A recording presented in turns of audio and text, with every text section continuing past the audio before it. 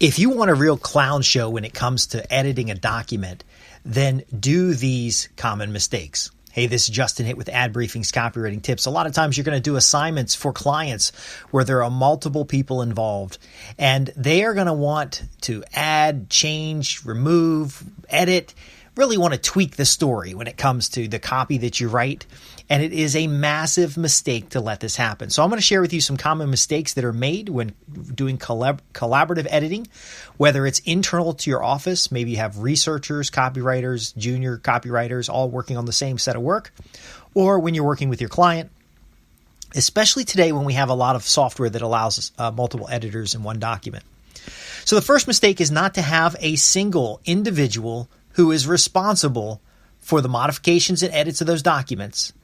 Now, there could be a backup person or someone who reviews those changes, but ultimately your changes and your agreement to content is done in some kind of draft.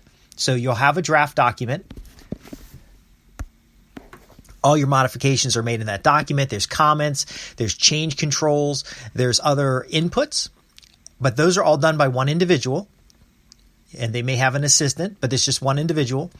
The draft document is then reviewed by all the contributors. So how does the contributors' material get into the document? Well, they don't go in and make any edits or modifications. Now, they can go in and highlight things. They can go in and put comments in a document, but they are not to modify the document in any way. And you can use track changes to monitor that, because when you get a bunch of people making changes and nobody knows who made what change, your document will rapidly turn into chaos. It will be a clown show beyond all means. It'll be like makeup on a pig. It's just going to be ridiculous. So again, the contributors can put material into the document only by a separate contribution. So the contributor would send an email and say, oh, by the way, paragraph 5, line 3, it says X. I really think it should say Y. Great. The person who edits the document can read that, can make a decision, put it in the document. They can also do some fact checking. So another mistake that people make is no fact checking. If you have a change, you need a rationale or a reason why the change is being made. So why should the headline say, are you making these 3 mistakes in collaborative editing versus are you making these common mistakes with content editing? Well, you can test both headlines when it comes down to actually implementing, but if you're spending 30 minutes having a discussion and having everybody agree upon it, you're not going to get anything done. Another mistake is proving the negative. If something is omitted from a sales piece, it is not your role to explain why it was omitted, because it really doesn't matter whether it's there or not, because testing in copywriting is really what tells you what works. If someone believes something should be added, they need to provide their reasons why it should be added to the document. So your reasons about why it's not there are not as valuable to articulate, because you as the writer or the person who's editing the document doesn't have the full context about the product. Now they might, because you've done research and you've focused on it. But in the collaborative editing session, so if you're doing a large technical paper, you might have subject matter experts. And if a subject matter expert says, why did you not mention the carbon composition of our new widget? It's not your job to explain to them why it's not there. You can give them a one sentence about why it's not there, but if they truly believe why it should be in the document, they can provide to you in writing the reason why it should be in the document. Because it's possible that your sales piece is written in a very common language. So talking about carbon compositions may not be appropriate to that common language audience. Maybe the sales piece was written specifically for the final financial decision maker. And so you just explain how strong the product is rather than the chemical composition or the carbon composition, where a more scientific paper for an engineering decision maker might go into details about why the carbon composition is far superior to a polyethylene model or some other type of model. It's very important that you don't get hung up on arguing, or you don't just say, fine, I'll put it in there. Because if someone says, hey, why didn't you mention the chemical composition? You can simply say, well, this piece is for a non-technical audience. And then you have to ask the question, why is it important that we include that? See, the why it's important is more valuable in a copywriting piece than actually mention the chemical composition, because sometimes when you're looking at the market analysis, looking at everybody has the same chemical composition. So mentioning it has no value. Mentioning why yours is different is where the valuation is. Now, see, if the subject matter person was qualified to make that decision, they'd be writing the sales letter in the first place. So it's a collaborative effort, but everyone has to be clear about their roles. So there's another mistake is not having a central place to collect all this research. You're going to have contributors who give you statements. Okay, hey, I think you should mention the chemical composition. Here's why. You're going to have all these other statements of why the composition's important. Why is it written this way? Who's the audience? What's the a avatar of that audience? Collecting all of that in one place around the campaign or the copy that you're writing allows you to then later recycle the whole batch. So let's say you're writing a sales letter for the financial decision maker of a complex product. You get that done, and then the customer says, okay, well, now we need the engineer to buy in. You don't have to go back and get all of the research again. You don't have to now say, okay, well, we're writing the same thing for a different audience. Give me new inputs. No, you can go back to the inputs and then through the draft process, extract the elements that are relevant for the engineering audience that builds on the non-technical audience. So the engineer, how do they make decisions? Well, they might make decisions more analytically based, more requirements based, where the financial person may make it more financially based. You can create that differentiation in a new draft rather than doing new research, collecting new information. You really want to minimize the amount of work that your contributors have to put in. And this is important because the more your contributors are involved in the decision of the final document, the less the final document is going to fit the audience that you're writing for. You've got to understand this. Once you develop an avatar, everything in your draft is about that audience. It's not about the way the boss says it. It's not the way the old salespeople said it. It's really about that audience and that audience match. Now, you're going to get feedback about marketing items like, hey, I don't think that paragraph's very persuasive. Okay, what does that mean?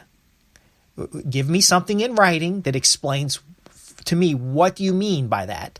And that way you can offline extract it. Now, here's a real important mistake that people make is they often try to real time write these documents. So they get all these inputs. There's a big kumbaya session. Everybody's giving feedback, and then you start go through the document on a video conference, and you tune the document up. Huge mistake. Huge mistake. First off, a real time approach to writing anything is very in the moment. It has very little context. It requires a lot of contextual conversation. It requires a lot of add-ons. It would be better just to simply write a draft, have everybody independently review it, provide a written statement about their position or concern. And by the way, these written statements can simply be bulleted lists. They don't need to be documents or they're just evidence. They're just a position. But then all of that can come together and become a single uniform document. I write a lot of technical papers, white papers, regulatory reports, and businesses want to put their spin on things. But the truth is that these types of reports benefit from accuracy and factual statements. So if you're going to write a white paper about the findings of a test and the findings of this test help you overcome a certain problem, you can't wordsmith the problem. You've got to have a real problem statement. You've got to have a real list of solutions. You may have to disclose failures, drawbacks, and challenges you had in order to make your document more credible. And then ultimately, you will describe a solution. That solution must make sense without buying the product. So the solution can lead to the purchase of the product, but it ultimately must make sense as reason why this product is important. And so when you start getting the engineers involved, you start getting the business owners involved, everybody gets really, they all want to put their little spin on it. And that makes for a horrible document. Now, it does make for a document that your customer will approve and they'll pay you for because they felt like they've done something. But there's going to be a point where they say, look, if I got to spend all this work, why are we hiring a copywriter? The last point I want to make is it is a mistake to rush these documents. You really do need to allow enough time and you need to have 1 or 2 drafts and then be done. It's really difficult to know whether your finished piece is appropriate for an audience without testing it. So let's say you're spending 2 or 3 weeks and all these subject matter experts are involved and the management's involved and the sales team's involved. Everybody's looking at this document 100 times. And then suddenly it feels worn out. It feels like it's not going to work. So they tweak it a little bit more to kind of get some excitement back into it. They look at it from a different way. All of this has nothing to do with the end user who could have reviewed a draft of the document in a pilot test and given you some idea whether it worked to create sales, if it worked to generate leads, if it worked for its intended purpose. So sometimes you need to take your draft and say, look, we are done. No more inputs. I'm going to finish off these changes. I'm going to produce a final draft. The final draft is an accept or a deny. Okay? If you deny this document, you provide in writing a bullet point list of why this document is not suited for the intended purpose. Now, of course, up front, you wrote down what the intended purpose was so that you have a criteria for measuring the results, because otherwise it's just a bunch of people sitting around making decisions, and they're all making conflicting decisions. You also need somebody at the end here to be able to say it is done. I like to have some senior level person who has not been involved in the development of the document to be the final yay or nay on the document. There'll be a fresh set of eyes. They'll be in a position to more reflect the audience. And that's really where you ought to start. But the best final decision on your document is to, as you're writing the document, extract elements that you're doing lead generation with. So let's say there are 3 core concepts in a large document. You have a special report or white paper. 3 core concepts. Start doing lead generation around those 3 core concepts to identify which concept you should lead with.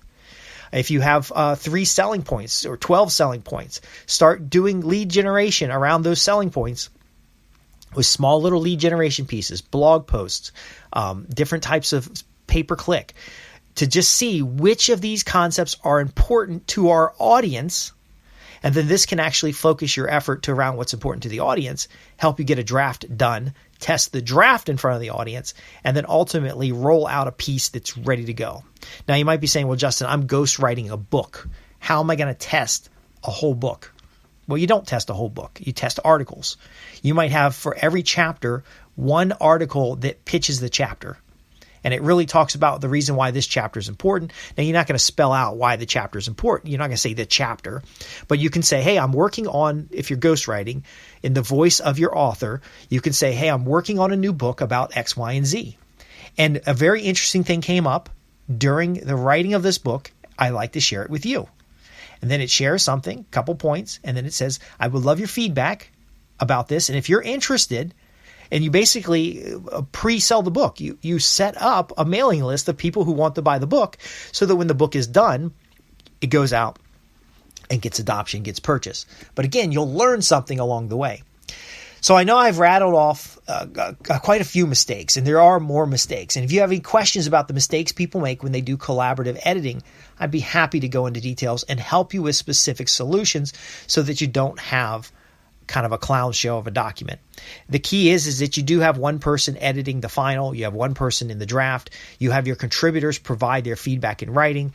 But it goes on longer and longer. In fact, I have a program that talks about collaborative editing that shares my experiences with writing thousands and thousands of documents, regulatory documents, white papers, sales letters, lead generation pieces, articles, postcards, brochures, regulatory and policy, controls, business process related and procedural documents. All of these things come together and they have the same foundation when you have multiple inputs and you have a single deliverable. And once you know this, you can get your projects done faster, you can get your projects done more consistently, and you can get projects written not to specification, but to the results and outcomes that your clients want. I'm Justin Hitt with Ad Briefing's Copywriting Tips. If you have any questions, visit me at www.adbriefings.co.uk. I'm here to help copywriters grow their business and produce more results for their clients. Thanks for listening.